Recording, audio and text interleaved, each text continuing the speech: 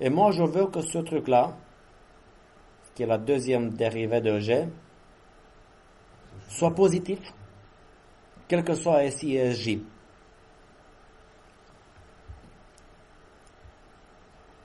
Je veux que G'0 soit positif, quel que soit S. Parce que tout à l'heure, j'ai montré que si je prends que 2 S1 et S2, c'est pas suffisant. Ici, je veux que ce truc-là, ça, positif, quel que soit SI et SJ.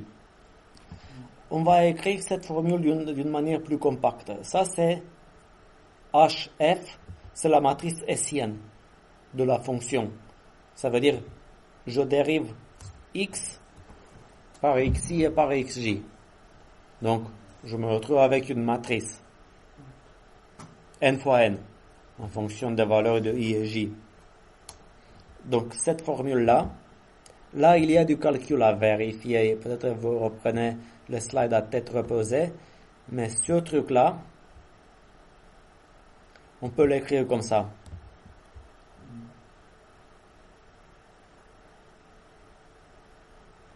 Pour voir ça, parce que je veux pas que les choses soient, je veux que les choses soient très claires, très claires, aussi claires que possible. J'ai ça. Donc là, la première formule que vous voyez en haut, une fois que j'utilise la notation H, j'oublie F. H, il est par rapport à F, d'accord? La formule 6 que vous voyez tout en haut, ça me dit que G' de 0 est égal à somme, je vais écrire comme ça, somme sur I et J si vous voulez, de H, I, J, S, I, S, J. Est-ce qu'on pourrait mettre le colis sur le Google? Oui, bien sûr, il est déjà sous ce format-là, il est déjà là. Mais je le mets à jour. J'ai ça, et là, ce que j'affirme par la formule 7, c'est que ça, c'est égal à S transpose, S c'est un vecteur colonne, HS. Ça, c'est une... Là, le problème, c'est que c'est une égalité matricielle. Là, on travaille avec des matrices, parce que, si vous voulez, ça, c'est la formule 5. Et ça, c'est la formule 6. Pardon, 6 et 7. Oui, merci. 6 et 7. D'accord. Tac, tac, tac. Comment je peux mieux voir le 6? Disons que j'étais dans le cas 3 fois 3. H1. J'écris ma matrice hessienne.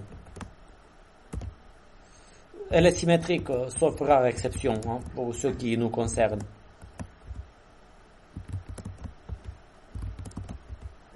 C'est ça? Et en fait, je fais en sorte de produit scalaire avec, ça veut dire produit terme à terme, par S1. Je vais écrire comme ça. Excusez-moi. Tac, j'ai cette matrice-là, ici je mets comme ça. Pardon.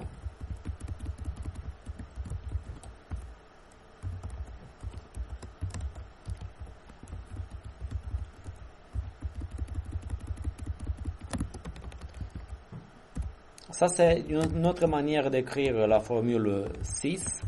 Sauf que ici, ce que vous... Oui, non, mais ici, ce que vous... Oui, non, ici, c'est pas la multiplication des matrices, pardon. J'ai mis l'opérateur étoile, qui est la somme des produits terme à terme. Parce que ça revient à faire ça. H... pardon. Ah non, j'ai mal écrit. C'est pas S1. En S1, c'est ça. Là, c'est produit, excusez-moi, oui. Je pense que c'est ça ce que vous avez compris. Je m'excuse, la fatigue le soir. Ça, c'est des produits. Donc, c'est... Là, vous comprenez. C'est en quelque sorte un produit scalaire au niveau matriciel. Si je vectorise les deux matrices, c'est vraiment un produit scalaire.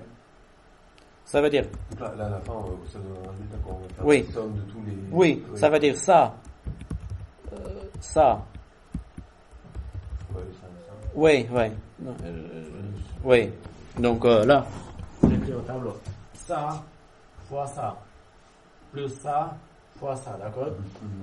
Et là, si vous faites les trucs matriciels là, et ça, le 7 c'est quoi?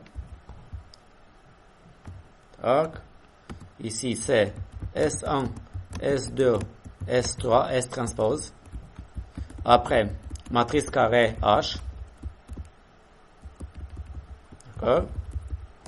Là, c'est multiplication matricielle, d'accord? Là, fois.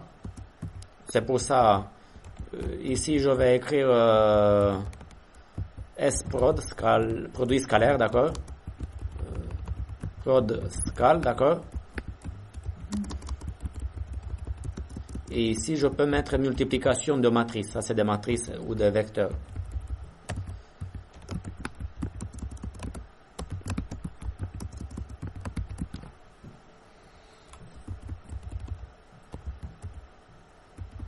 Produit scalaire, d'accord? Produit scalaire, c'est clair? Terme à terme. Excusez-moi, oui. Tac. Là, pour voir que ça c'est 7. Pour voir que ça donne la même chose, à partir de là, il suffit juste d'appliquer la définition de multiplication des matrices. Vous faites le calcul, j'ai plus le temps de le faire, mais vous faites le calcul si vous voulez vérifier. Désolé si les choses n'étaient pas trop claires avant, mais je dépose ça sur le modèle. Et vous obtenez le même résultat. Donc, pour prouver que ma fonction de départ est convexe, il faut prouver que ce produit est toujours supérieur ou égal à 0, la deuxième dérivée, quel que soit mes S1, S2, S3, où H c'est la matrice Sienne. Ça c'est écrit de manière... la question c'est comment caractériser une matrice H telle que l'inégalité suivante soit satisfaite pour tout S. Parce que ça revient à ça. Oui, ça revient à ça, ce que je viens de dire ici. Et là, je suis dans un autre monde un peu. On n'est plus, disons, dans l'analyse ou dans l'optimisation. C'est le monde de la théorie des matrices. Une telle matrice H, elle s'appelle semi-positive définie, ou SDP. On utilise cette notation-là pour indiquer qu'une telle matrice est semi-positive définie. Donc, si l'inégalité est stricte, on dit positive définie. Et on écrit pareil, sauf qu'on garde que le symbole du O. La notion de matrice SDP a été conçue généralement pour généraliser la notion de nombre positif. Voici 3 propriétés d'un nombre positif. On peut écrire un M positif comme une somme de carrés. Ok? Parce qu'on veut, ce qu'on veut faire, on veut caractériser H. Donc, là, je veux essayer d'expliquer ce que c'est une matrice positive, une matrice semi-positive définie. Mais je demande comment s'organiser si c'est pas trop tard, si on n'est pas un peu fatigué. Est-ce que vous me suivez à partir de là sur cette discussion ou il reste la moitié? Ou bien je...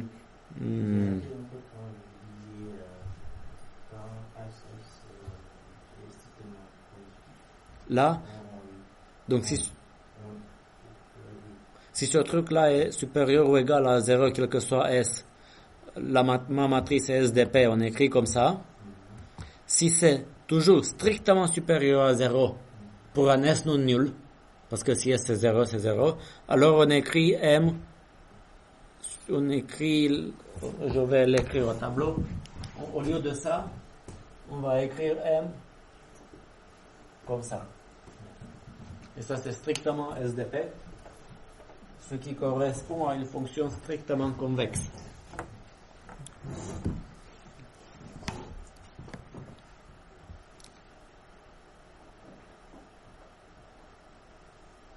Aussi où le gradient se trouve. Pardon? Il faudra trouver aussi où le gradient se trouve. Oui. On a montré qu'elle est convexe, et après, une fois qu'on sait que la fonction est convexe, il faudra déterminer la valeur où le gradient se trouve. Bien sûr, bien sûr. En plusieurs dimensions. Oui. Je préfère, donc, quand je regarde, vous voyez, il y a encore des formules. Ça me paraît un peu tard pour aborder ces formules qui viennent par la suite, mais je préfère me dire que la semaine prochaine, avant de démarrer toute autre chose, je veux parler un peu plus de ce que c'est une matrice semi-positive définie, d'autant plus que, par exemple, pour la méthode du gradient conjugué, on a besoin comme précondition que H soit strictement positif. Donc, ce genre de phénomène joue son rôle. Donc,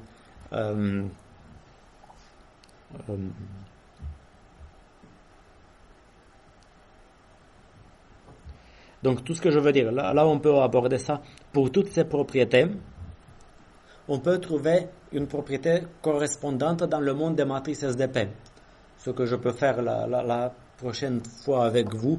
Je pense qu'il va falloir qu'on passe une demi-heure pour se fixer ces notations matricielles pour qu'on puisse aborder, par exemple, le gradient conjugué. Parce que je pense que quand vous voyez ça pour la première fois, ça va être un peu dur parce que H... Ouais, je vais juste vous dire une chose. Dans le gradient conjugué, ce qu'on va utiliser très souvent comme formule, ça va être, au lieu de ça, imaginons qu'au lieu de S, j'ai aussi je ne sais plus quelle notation utiliser S.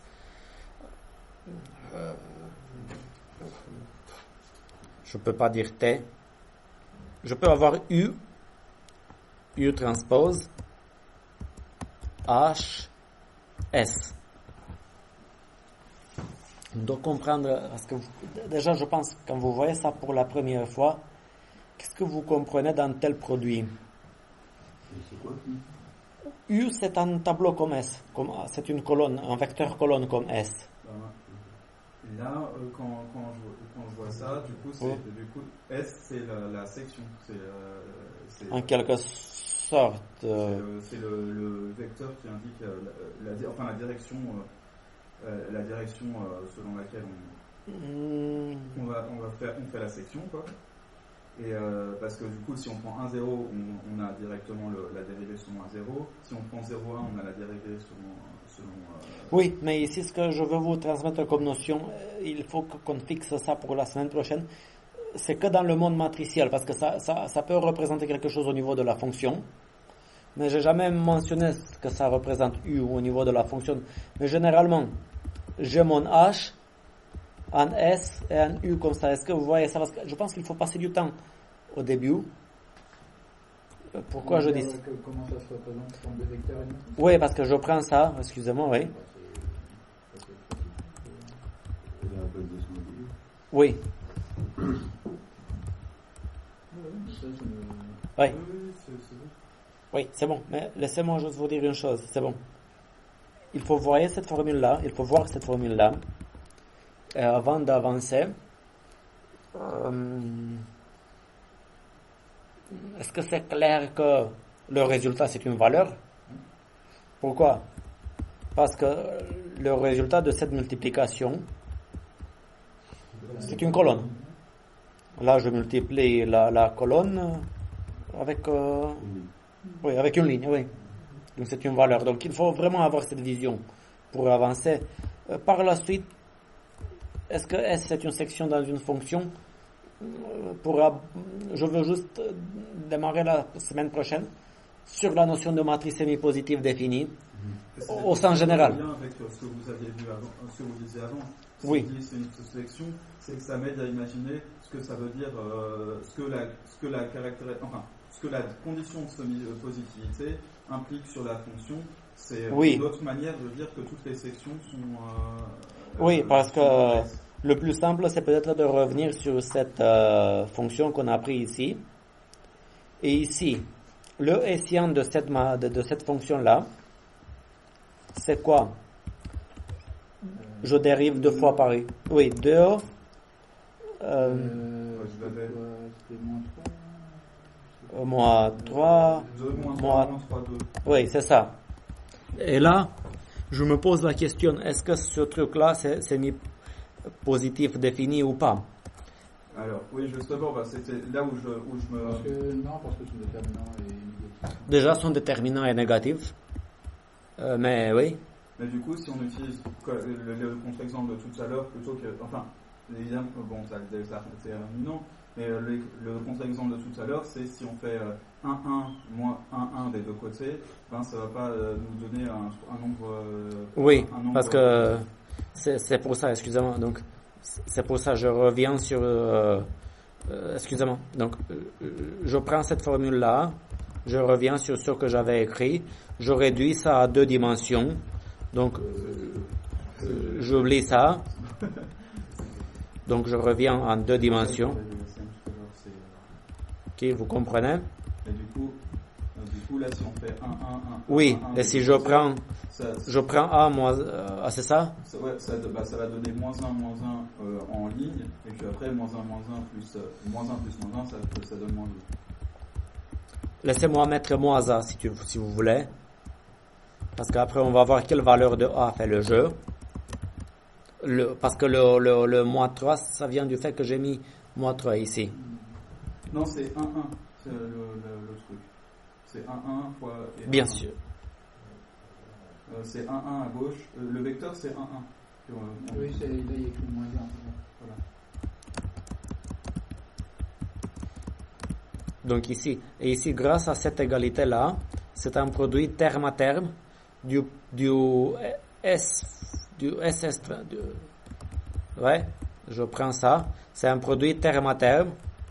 Juste pour vous habituer avec quelques calculs. Pour calculer ça d'une manière, ça, produit terme à terme, j'oublie, tac, tac.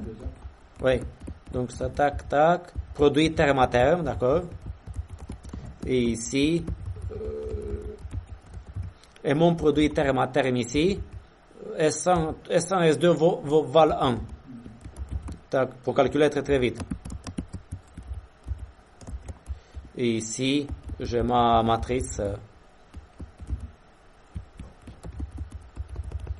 Donc, le A qui me conduit à une fonction, j'ai besoin que ce truc-là, le produit terme à terme, soit supérieur ou égal à 0. Et ça me fait l'addition de tout ça. Ce qui donne 4 moins 2A. Donc, par rapport à cette direction S, attendez, toute valeur de A jusqu'à 2, je suis bon. Dès que je dépasse 2, cette fonction n'est plus convexe. Donc ici, c'est pour ça que j'avais tout à l'heure pour 2, j'avais une ligne à droite, vous vous rappelez?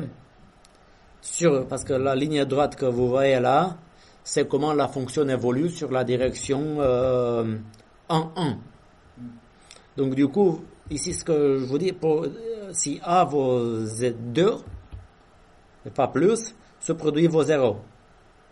Ça me dit que c'est une ligne à droite sur la... Mais il suffit de mettre un tout petit 2.1 et la fonction va être courbée d'une manière un peu courbée là.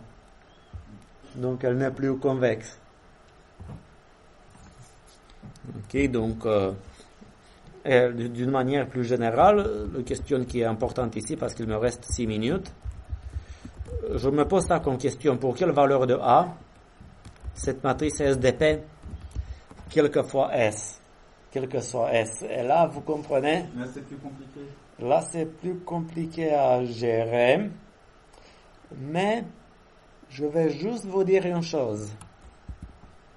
Imaginons que je reviens sur ma fonction S transpose. En fait, Oui, HS, oui, quel que soit S. bah, le truc, justement, ce que je pensais, ce que je réfléchissais, c'est est-ce que il y a un truc qui, est-ce que dans un certain cas précis, les vecteurs propres, ils vont beaucoup changer? Est-ce que si localement, on peut considérer que les vecteurs propres, ils sont pareils. Enfin, ils changent pas trop. Ils sont continus. Ils changent pas trop par rapport à quelle opération?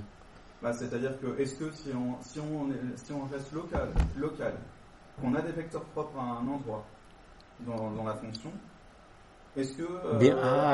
est-ce que Oui. si on n'est pas loin, La propriété de semi-défini positif doit rester valide si on fait le calcul quel que soit x. En fait, j'ai envie de réduire la complexité et du test de la semi-positivité.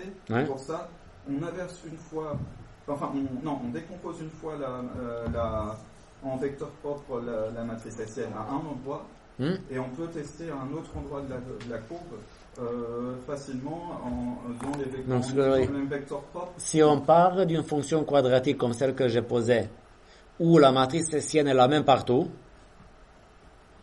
là on peut plus ou moins facilement détecter si la matrice hessienne est SDP ou pas. Mais ce que vous posez un contexte encore plus général, où la matrice hessienne peut évoluer en fonction de x. C'est ça, ouais.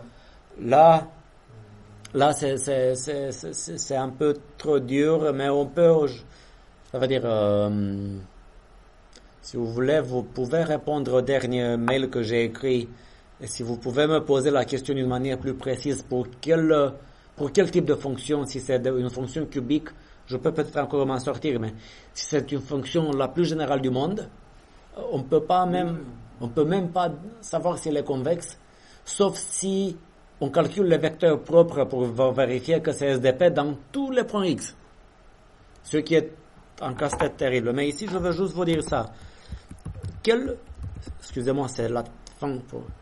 Quelle forme, comme on dit, quelle est la tranche de H? Quelle est une forme de H qui me garantit que ce truc est toujours supérieur ou égal à 0? Je vous fais une seule proposition.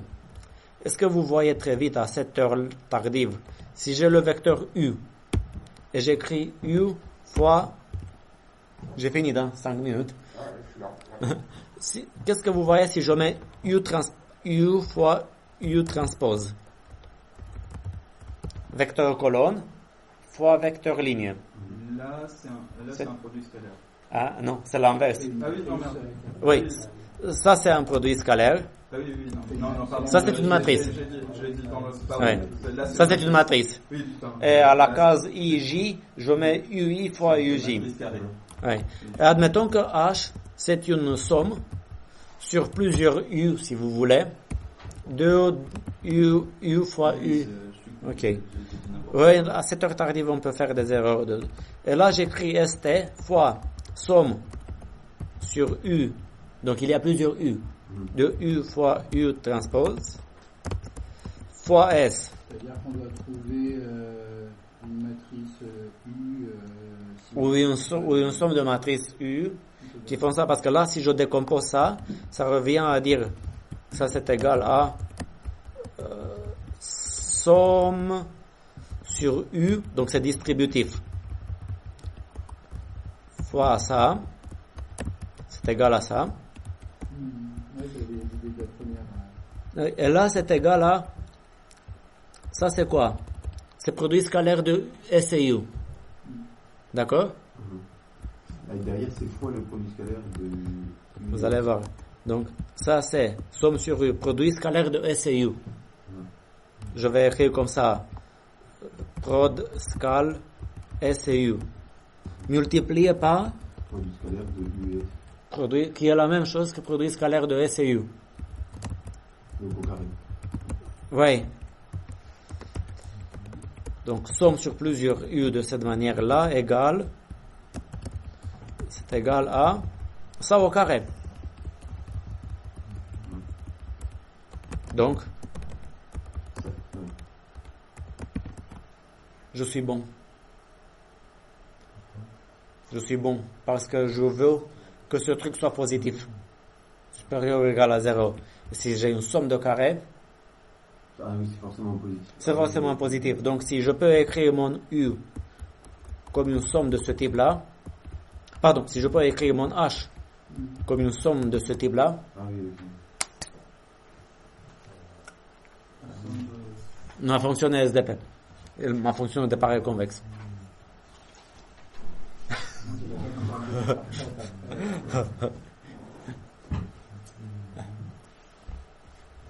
Du coup, la somme des U, c'était la somme des matrices, enfin, c'était toutes les matrices possibles. Ouais, un truc comme ça. La semaine prochaine, je reviens sur les matrices SDP avant d'enchaîner sur descente de gradient et gradient conjugué. Et si j'ai le temps, 1 heure ou 2 heures de TPM. Comme on va faire des trucs les plus compliqués en premier. Je vois ce que vous dites, oui, parce que les trucs les plus difficiles, on les allait faire à la fin. Il faut, vous avez raison, il faut qu'on trouve une réponse à ça parce que le plus dur c'est à la fin. J'ai toujours fait comme ça parce que j'ai peur de perdre tout le monde au début, mais le plus dur c'est à la fin. Il faut que je réfléchisse à ça.